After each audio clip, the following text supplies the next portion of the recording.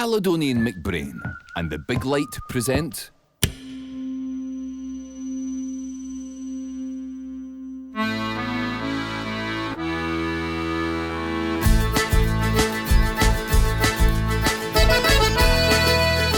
Falcha, I'm Coinneach Macleod, the Hebridean Baker. Originally from the Isle of Lewis, I'm an author, TV presenter and travel blogger. I spend lots of time travelling around the world, discovering amazing places and the people who live there. But my favourite place is home, the Hebrides, making me your perfect guide to the very best things to do, see, eat and enjoy throughout the incredible islands on the west coast of Scotland. Welcome to Scottish Island Adventures.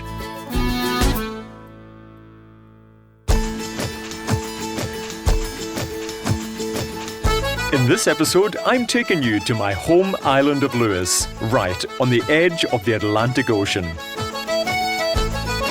Famed for the ancient Callanish Standing Stones, its Viking history and world-class eateries. It's reached by taking the Callmac ferry from Ullapool to the fishing port of Stornoway.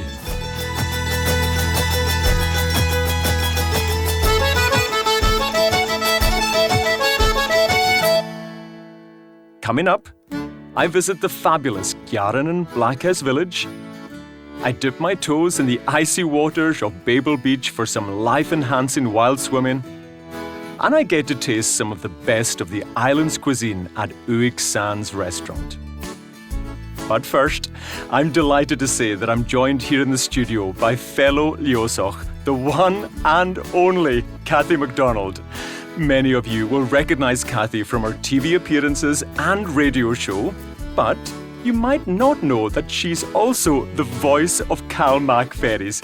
Cathy, Kimmerahau. Mikima, thank you for that introduction. I'm not sure that I was expecting to be called the voice of Callmac ferries. Callmac. And fellow Leosoch. So Leosoch, of course, means that we're from the Isle of Lewis. Absolutely. And you could be from anywhere in the Isle of Lewis and you could tell where people came from simply by their Gaelic accent. You could say, oh, you're from the west side, or you're from the east side, or you're from Lochs, you're from Cromore, I have to say that, or you could be from Uig. It really is a special island, isn't it? Oh, it's beautiful in every way. And if you want to experience wonderful beaches, clear water, gorgeous golden sands, that's the place to go. And providing you're not looking for too much sunshine, but hey, it's so beautiful. You know, that would get your temperature up any time. Now, I've got a question for you here, Cathy. Have you ever spent a night in a blackhouse? I haven't yet. Yet? I've thought about it, but I suppose in a sense we always looked on blackhouses as something that, you know, came before the White House. So in a sense the idea was that you shared the house with other animals, not cats, not dogs, but livestock. But now it's the trendy thing to do. For centuries, crofters and their livestock lived in these simple stone thatched houses. But today we have Gearrannan Blackhouse Village on the west coast of Lewis, where visitors can get a taste of what it was like to live there in the past. And I recently went to meet Ian MacArthur, who took me for a tour of the village.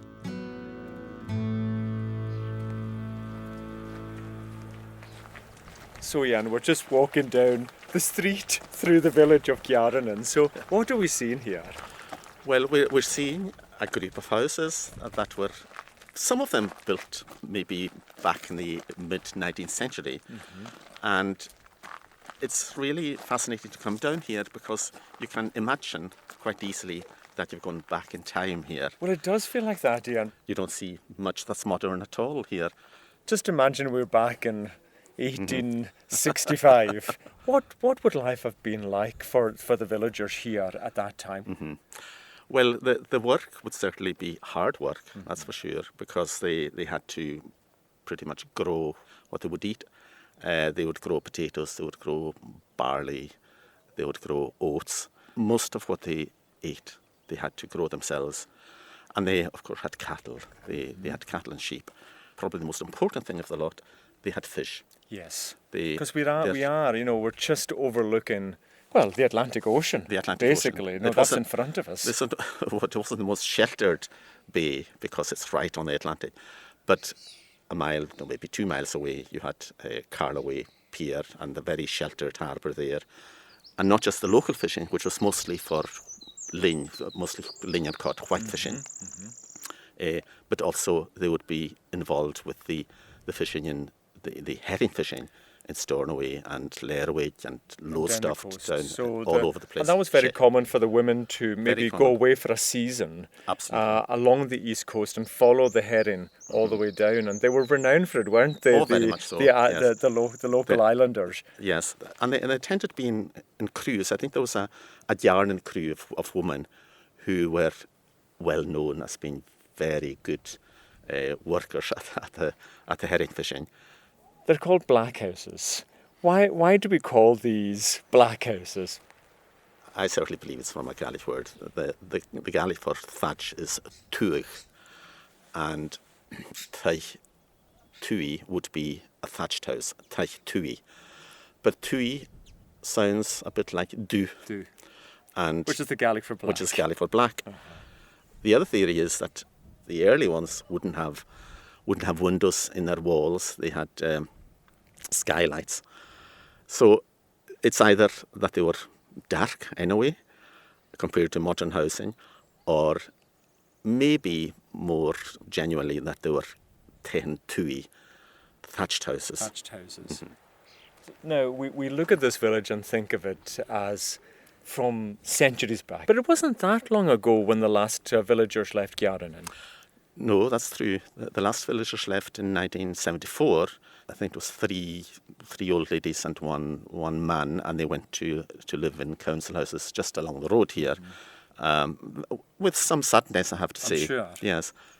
The first house that was renovated was Coinneach, as we call it, which is now a hostel. So that's the great thing as well. You can actually stay here, can't you? Oh, yes, of course. There's the bunk hostel here, yes. And there's also some kind of self-catering cottages. Yeah, there are 3 self-catering cottages.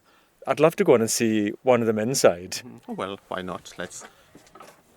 Wow. As you say, so authentic on the outside, but when you come in, it's a beautiful modern cottage. Isn't this great? Yes, it's very nice indeed. If you're coming here as a visitor, you can stay here for the evening, you can have a wee walk through the village. But there's even like a museum. No, the museum is set in the 1950s. It also has a Hattersley Tweed loom. Yeah, so tell us about that then, because Hattersley looms are so synonymous with the island, aren't they? Yeah. Why are they so synonymous with the island? Well, certainly I know that in 1935, 5 new Hattersley looms came to the village. Not necessarily to the Blackhouse village here, but to the whole Gearrannan village. So the weaving started quite in earnest from the mid-1930s onwards. And that's what we think of nowadays as the Harris Tweed That's Harris phenomenon, Tweed. Which is so important to the island still as well. Very, very much so. So people can come and see, maybe even have the chance to see somebody on the loom sometimes as well as they come and visit. We try to have somebody on the loom every tourist season, so they know what a loom looks like and sounds like. And the sound is quite. Those of us who were brought up in Lewis, we remember the sound of the Hattersley loom. It was one of the sounds of the villages throughout the place. One of the sounds of the village. Yeah.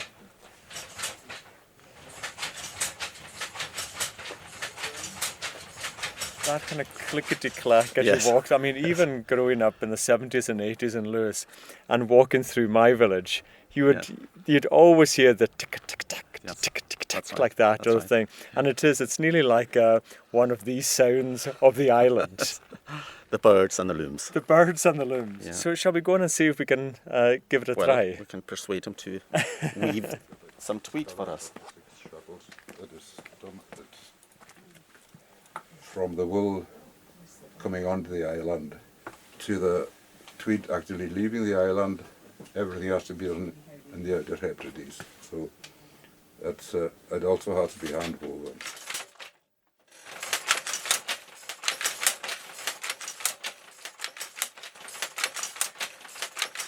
So Ian, we've just walked into the museum house, And this is what the house would have looked like in probably like mid-1950s. That's right. What are we seeing here? You're seeing two box beds. Now, these were simply beds with roofs and also curtains for privacy along the front. And I don't know how many you could sleep, probably 3-4 children in each of these. But it really is like a wee single bed. It's like a single bed, but then the families were large, so you'd probably have more than one person in these box beds, almost certainly. Now, Ian, as we've walked up through the house, I feel like I'm going up a hill. Am I?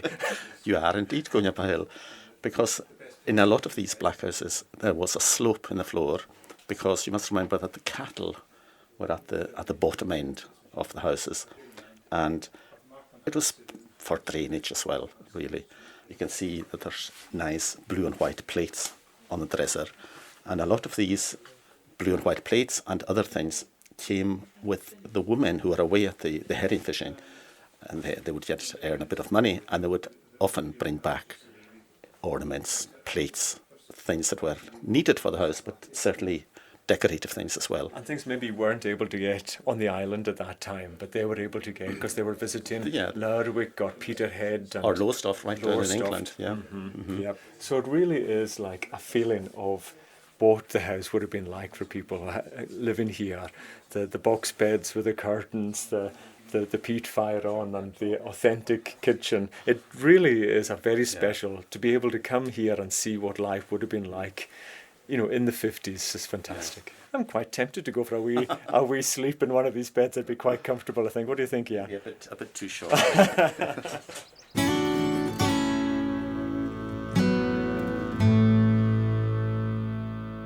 Cathy, wasn't that such a special tour? That was wonderful. Listening to the birds singing, listening to the loom, reminding me of familiar sounds of my youth.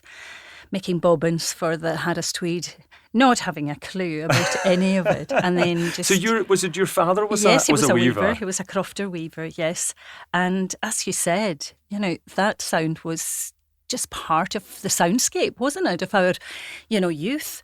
And especially in a lot of the villages, small villages, it would just echo. You would just hear that. There's somebody close to us also had a bjarst, and then in the next village there was a bjarst, which ended up, I think, in Cremor. It did? It did indeed.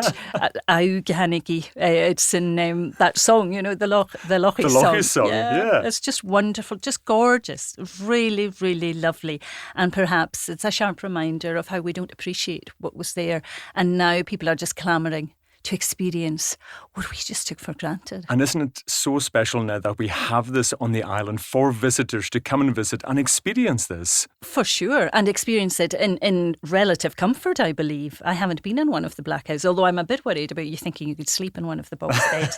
I think you might need to, because it always amazed me how small they were, and the people didn't seem that small. But you're right, and it's been done so that they can enjoy a fairly sort of authentic experience, and you can just hear the Atlantic rollers, just down there near Gearrannan. I've been there so many times, and it's beautiful, and can be wild, and it can be just really beautifully quiet as long as the midges stay away.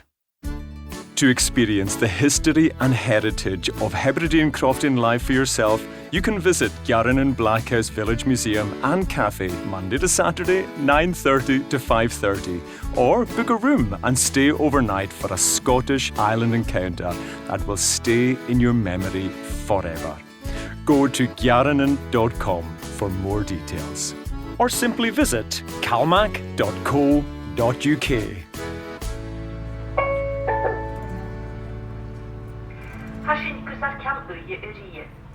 Marseille behaalt begrijven negus na hasjoel kolder Gianu ider Carabagin. Janu Coinneach nach Akshu Carlos Arjay. The Valentine George Gave, Ursula Vishu, Company Callanish Macleod.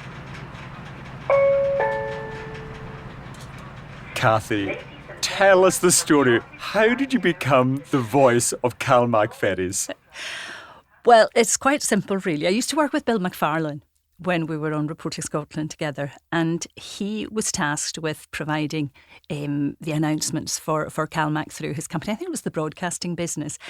And he was saying, now you can do the Gaelic stuff for me, Cathy, because you can translate it into Gaelic and then you can just record it. And of course, Bill was fantastic fun. He, of course, does the announcements in English, as you can tell. But his Gaelic just wasn't good enough. So I was tasked with doing that. And it was great fun. But it was just one of these things that you do. And you never really imagine you're going to have to sit through it on your own on a ferry. And people looking at you as if to say, and nudges and what have you. That's her. It's her. And I don't want to ask too much, but it's been a few years since I've been hearing that. So literally every time you've gone home or left home over these last decades or so, you've heard yourself announce the ferries. Isn't that just a remarkable story? Well, it's I suppose in a way it's fun, but if friends will text and say, oh, we're on our way to call or whatever, and they say, heard you on the ferry, and they seem to think it's really funny. I think, why is that so funny? It's just an announcement. But I suppose in a sense it's just, we're bilingual, so, it's just, you don't think of the two as separate. Well, do you know one of my favourite things, and maybe one of the best kept secrets of being on the ferry, is that you announce the Gaelic first, and you tell people it's time to head down to your cars because the ferry's arriving, and you can tell who speaks Gaelic on the ferry because they all stand up first, and all the visitors are like, well, where are they going? And they have to wait for you to do it in English. That was deliberate, of course. So it gives us first dibs on the car tag unless you're up in the mezzanine. Yes, but it's funny, but it's nice, and it's really funny when you're with people and say, you did that without moving your lips. Throughout Scotland, people have been taken to the lochs and seas in greater numbers than ever before. Swimming and being outdoors is not just beneficial for your physical health, but it may also be beneficial for your mental well-being. The waters around the Isle of Lewis are perfect for wild swimmers. So I headed out with Coinneach Macleod from the Hebridean Sea Swimmers group to find out what the fascination is. He is passionate about sharing the joy, challenge and healing benefits of swimming outdoors in a safe environment, and I couldn't wait to get wet. Hi there, it's Callanish Macleod here from the Hebridean Sea Swimmers group. So I've been swimming the sea for over 12 years now. Colin Falcha, good to see you. You too, Kenny? What kind of got you into it first? Well, it was actually two of my friends, Ronnie Jameson and Saul Heinsohn. They were getting a team together to do the Little Munch from Skye to Harris and back. The year after, we went on to do the Big Munch swim, which was from the ferry route that the Loch Seaforth goes from Ullapool to Stornoway. So these are big. I mean, for those who don't know, that's a big adventure. How far is that? Even on the ferry, it's about 2.5 hours. So that took us about a day and a half. Wow. 36 hours I think it was. But we raised over £23,500 for the RNLI. Some of the swims done has been as a team, a relay, or as solo. Did the Sound of Barra, another ferry route, Sound of Harris, another one. But I've also done the Shants.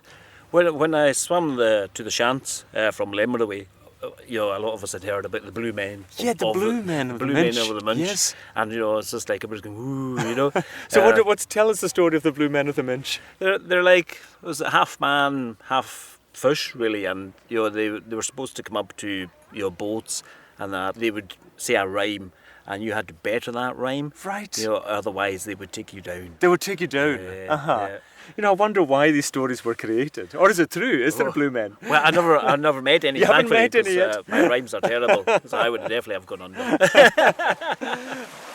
You've decided that it's part of your career now as well, and you've started these swimming camps and adventures that people can be part of. Tell us a little bit about that. With the swim camping, basically we just double bag our kit into a waterproof rucksack, and we tow it along behind us, and like last weekend we went over to Fui Moor between Ug and Bernera, and we camped there. If anybody wanted to come and join us, they're more than welcome. Mm-hmm. We do have a wee group online. They're more than happy to join. And we also run swim trips once a year. It's like a 6-day trip on board a local boat, the Kuma with Mardani. And which we try and get out to St Kilda. It a lot depends on if the sea is calm enough to let us. We get to Scarp, Tarrantsea. Any tips on how to make sure that you're keeping safe in the waters if you're swimming in the islands? Well, we run the Hebridean Sea Swimmers group, and we know most of the safe places around Lewis and Harris anyway. So, but it could be down to like visibility in the water, like a bright swim cap, tow float, not swimming alone or having somebody on the beach, spotting you. I take a spot tracker. It's a way of like if something did go wrong, I can get in touch, via satellite, to the Coast Guards. The thing is, I would stay in within your own depth as well, like so. But you can have good fun in the waves as well. You can do a bit of like body surfing. What's the sea temperatures like in the summertime on the islands? It's variable, but yesterday was about just short of 17 degrees. Wow, in the water? Which is roasty toasty. Aha, that's amazing. And in the winter time, what would it go down to in the winter if people were visiting? For the sea, about 5 or 6. About 5 or 6, yeah. So it's pretty fresh in the winter. Is, yeah. I've got my wetsuit. Shall we go in for a dip? Not if you're wearing your wetsuit. I'm only joking. Yes, of course, yeah. Shall we give it a try? Yeah, I'd absolutely love that. Okay. Yeah. Right, Colin, zip me up. No bother. Is that going to keep me warm? Certainly is. Warmer than me. Right, so what do you recommend? Is it one of these kind of Pamela Anderson, I've got to run in, or go in slowly? What's the recommendation? Slowly. Yeah. Slowly? Yeah, unfortunately, we don't look like Pamela Anderson today. Speak for yourself. No, you shouldn't really run on, as the old saying says, fools rush in. Fools rush in. Yeah, Right, so take your time to go in. I've actually got prescription goggles. Wow. Yeah, so I can actually see when I'm swimming. That's good, because I'm following you. Let's give it a go.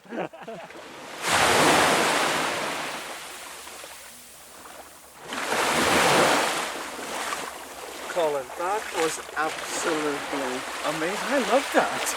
That was fantastic, wasn't it? It was great. And do you know what? Not that cold. I mean, I've got a wetsuit on, so maybe it's just me, but how was that? You're just in your swimming costume. It's no bother at all. Kind of like the wildlife under the water here is just fantastic as well. If you've got the sun beaming through the waves, on even just the seaweed, as I was saying, sometimes there's like shoals of sand eels around, and seeing them as well, it's just, anything that you see, it's a perfect way to end a day. I mean, have you ever seen otters or anything, or seals coming around you as you've been swimming? How long have you got? Yes, well, when I did the munch, when I was swimming across there, the kayakers who were supporting me, they were like pointing, and I was like, when I was breathing, I thought, pointing's not good. Yeah. And I pop my head up, and says, like, okay guys, what are you pointing at? I says, there's been a minke whale circling you for like an hour. And then it sort of like breached, came out, showed off a bit, and then circled once more and headed off. Yeah, that's kind of amazing. So there's a lot of wildlife, and as I say, it's around the West Nile. It's an adventure playground. Yeah, people are more than welcome to get in touch and come and join us, either with swim camping or the swim trips or the Hebridean Sea Swimmers group. Well, the sun's setting on Babel Beach, so I think it's time to head back, dry off, and warm up for sure. Yeah. Let's go and get a cuppa. Well, Cathy, I think I finally warmed up from that trip. What an experience. Amazing. Do you fancy coming with myself and Colin next time? Well, I think I'd be a bit of a novice, but the lovely thing about it is so many people are so excited about doing it, and clearly he spoke about starting this off about 12 years ago, long before other people were doing it, and he probably called it swimming then, and now it's been called wild swimming, but the benefits are incredible, and so many of my friends just say, I didn't think I could do it, but you know what, I just feel amazing afterwards. And I think that's really important in a busy world, and if something like that can just wash away all the hassle, all the stress, what's wrong with that? Absolutely. No, it was a really special experience, and doing it with the beautiful views as well made it even better. But Colin talked about the blue men of the Minch, and our island is full of monsters and giants and all these legends. Do you have a particular favourite? Well, we were told that Macleod was in the Uig Hills, and Macleod was clearly someone to be avoided. He was on the run. He was an outlaw, but I'm making him sound exciting. He wasn't, not when you're 6 or 7. I'm not sure. I mean, I think he did exist, but for us, he really did exist, and then he kind of had mythical and, legendary status. But it was, in a sense, it was to keep you from wandering off, I suppose. And the Uig Hills, of course, are full of caves, and we would never wander off that far. But you're right. We heard all these stories, and you're never very sure when reality, finished and myths began. But we should always say to visitors, just be careful. Don't trust everybody you meet on the island, just in case they're not exactly what they seem. For more information about swimming off the coast of Lewis and to book Collins swim camps, visit hebseaswimmers.com or simply visit calmac.co.uk. A big tip from me, before you put a toe in the water, bring a hat and a hot drink, and don't forget a towel, because I did.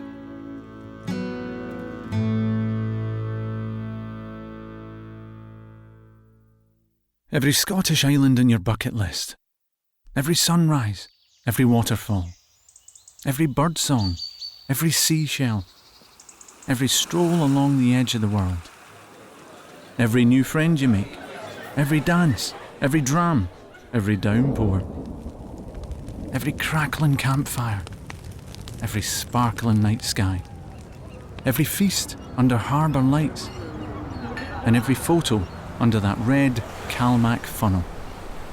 Every moment, every memory, every journey starts a story. And you can start yours at calmac.co.uk. Tiny Changes is Scotland's national young people's mental health charity. Since 2019, Tiny Changes has helped over 4,000 young minds across Scotland feel better. The charity was set up in memory of artist and Frightened Rabbit frontman Scott Hutchison. Through his music and art, Scott made tiny changes that had a big impact. His honesty and openness about his own mental health inspired people from all walks of life. The team behind Tiny Changes believes that Scotland's young people deserve great mental health. For more information and to donate today, visit tinychanges.com. Max Adventure, experts in self-guided walking and cycling holidays. You choose your route, your departure date, and who you travel with. We do the rest. Includes hassle-free luggage transfers, hand-picked accommodations, easy navigation, and 24/7 support. Let us do the legwork so you can put the miles in. This is active travel led by you. Begin your journey at maxadventure.com. Cathy, being from Uig on the Isle of Lewis, you'll know better than most that it's filled with some of the most spectacular beaches, pretty villages, and heather-topped hills as far as the eye can see. It's idyllic and well worth a trip over from Stornoway alone. What's your favourite location in Uig? I have to be very careful when answering this question. I mean, it is beautiful, but I'm on the island of Great Bernra side of Uig. So some people might say, well, you're not really from Uig, but it is part of my postal code. But I'm happy to say yes. I'm 3 years older. Uig was my old postal address. To kind of just say which of the beaches, you've got Reef Sands, you've got Uig Sands, you've got Mangersta, you've got the wild... Valdos, I think, is my favourite. I'm not sure. I think Uig Sands. Yep. I mean, they literally are breathtaking. They are. It's always wild and windy. So if you don't fancy that, if you want something kind of more bracing, go up to Mangersta. Oh, I love Mangersta. It's stunning. Mm-hmm. Catch a sunset there. I think that would be just out of this world. Yeah, I totally agree. Now, Uig is a wonderful day trip, but if you're looking for a very special place to eat or to spend a night or two, the Uig Sands restaurant and rooms should definitely be on everyone's bucket list. Using the freshest of produce, the focus is on fish and shellfish from the abundant local waters. The team offer a memorable, authentic hospitality experience. I was lucky enough to go there on my recent trip and met one of the head chefs, Cathy MacDonald, and front of house supervisor, Mary Beth McLean. The building's sleek, modern design, with its huge picture window overlooking the beach, is really quite breathtaking.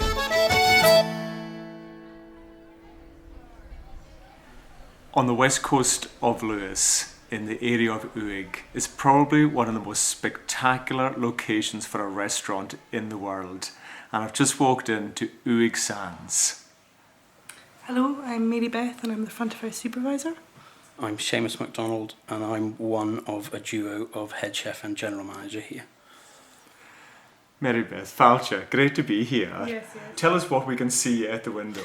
About a mile of pristine white beaches, lovely turquoisey blue seas. You can see Carnish, which is a lovely place to stay. There's got loads of self-catering places. You've got Ardrile, obviously with the campsite and everything, the lovely dunes, and then you've got my little piece of home, Callista. The bay itself has got quite a strong heart within the community. Back in the day it was called the Heart of Uig. Lots of people were in the clan clearances, like my family themselves. My family originally came from Mull, and they just landed quite close actually where the chessmen were found.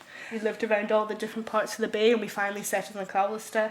They came into this bay and they made them lives for themselves in the 1500s, 1600s, and it's a very powerful beach. I find it's one of my favourites, and you can just see until the horizon.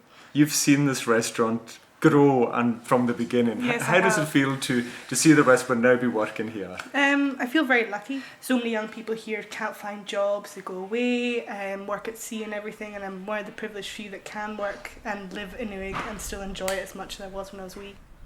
Now, Seamus, we've been talking about the outside of the restaurant, but you're responsible for the food and the inside of the restaurant. And tell me what you're trying to create here from the food and the experience that people get. What we're trying to achieve in the kitchen is we're trying to put a representation on the plate of what they're seeing when they come in and look out the window. So we're trying to put a representation of this part of the world.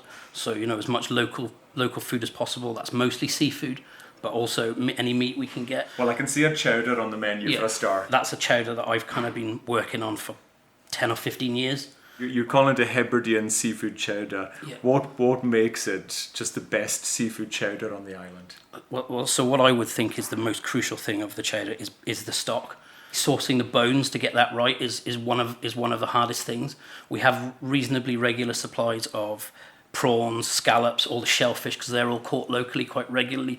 What we really need is large flatfish bones, so that's brill, turbot, halibut, ideally, or monkfish, something where the bones have got a reasonable amount of gelatin and we can really get that depth of flavour out of them. A good stock for a soup makes all the difference. And Mary Beth, a big part of it as well is to enjoy a wee dram or a wee drink while they're at the restaurant. And I see that you are using island breweries and Arran distilleries. So what are people's favourites? Yeah, when people ask me, what do I recommend, I'll just think, what would my father like, or what would I pour for my father when he's home? And I think we have to try and come together and be like a wee bit of a team. All the local businesses, no matter if you're a restaurant or a distillery, no matter what, we're all really trying here and we're all contributing to the tourist industry. So I think we all need to have each other's backs. So, Mary Beth, we're in the restaurant, but there's a bit more to it than just the restaurant here, isn't there? Yes, we've got a few other businesses. We've got the Uig Sands rooms, which are self-catering rooms. There's 4 of them. Exact same view as the restaurant. Lovely, like floor-to-floor windows. And then we've also got the lodge, which has been going for a very, very long time. It was built for Lord Leverhume's niece. And you can rent that out yourself as like big groups of families. And then you've got the smokery as well, which is where the smoked salmon is majority caught in the bay because the lodge has got the fishing rights, and then they smoke the salmon in the smokery in the lodge. And Seamus, I assume then the smoked salmon is quite an important part of the menu. Yeah, we have it on the menu at the moment. Sometimes it cycles off as a starter, but we usually have it as an amuse-bouche or a snack or a special. Do you want to can go through to the kitchen and see what they're doing? I mean, I would absolutely love that, especially with a few wee treats on the go. Louise on the sweets. Oh, this is Nat. Hiya, nice to meet you. Nat, what are you prepping at the moment? So we've got some sablé biscuits, which we're putting on with our cremo dessert. Cremo is one of my favourite things to do for my desserts and cakes. So tasting this might just give me some extra inspiration. So can I give one a try? Yeah, go for it. Oh wow. Oh, wow, that's amazing. I might just need to take a few of these away.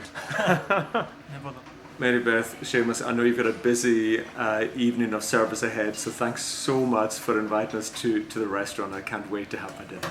Thank you very much for coming. Thank you for coming. Cathy, look at this menu. It really is quite special. I think visitors are going to be in for a real treat. What would you order? Oh, well, when I heard the word shellfish, that was it for me. Anything involving crab for a start. And I see we've got the caraway crab salad. And even the coronation crab poppadom as well. That just sounds like my dream. Oh, everything is good. I mean, I'm a little bit hungry just now, but I would have all the starters and all the mains, bar the lamb rack. I wouldn't perhaps have that. Well, it's funny because I love lamb shoulder. I think that's one of my favourites. But being the Hebridean Baker, I'm all about the puddings. And look at these here. Raspberry cremeux with creme fraiche panna cotta, dark chocolate and salt caramel parfait. It sounds like a heaven. I would fight you for the coconut and lime donuts. Let's do it. For more information on Uig Sands restaurant, to book a table or a room, visit uigsands.co.uk or simply visit calmac.co.uk. Cathy, we're just finishing our trip to Lewis, but if you're advising travellers just one more thing that they must do when they visit the island, what would it be?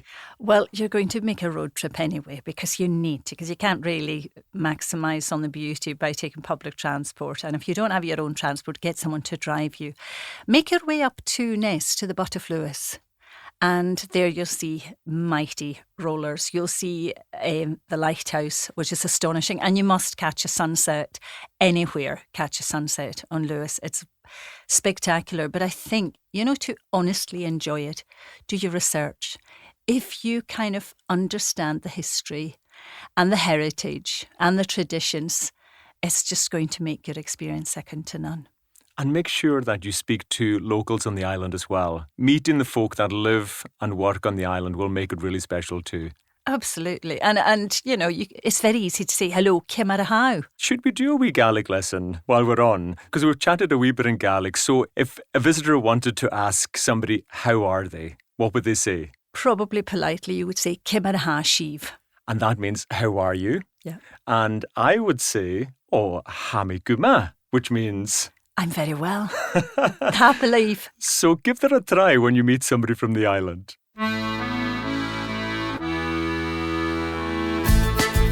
Well, that's all from this episode. I hope you enjoyed it. Please subscribe, like, rate, review, and share with your friends. For show notes and more information on this and all my other island destinations, plus full details on Caledonian McBrain's routes, timetables, prices and bookings, go to calmac.co.uk. Every journey starts a story, so book your Caledonian McBrain island adventure now.